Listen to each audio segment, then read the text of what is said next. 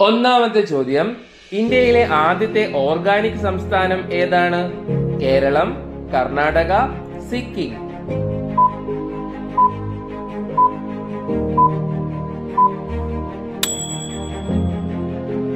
ഉത്തരം സിക്കിം. രണ്ടാമത്തെ ചോദ്യം, ഏറ്റവും കൂടുതൽ ഓക്സിജൻ പുറത്തുവിടുന്ന സസ്യം ഏതാണ്? തെങ്ങ്, ആൽമരം, മാവ്.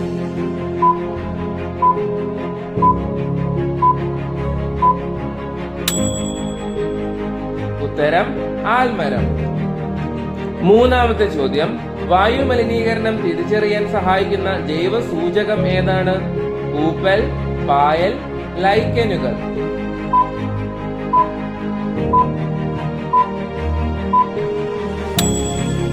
ഉത്തരം ലൈക്കനുകൾ.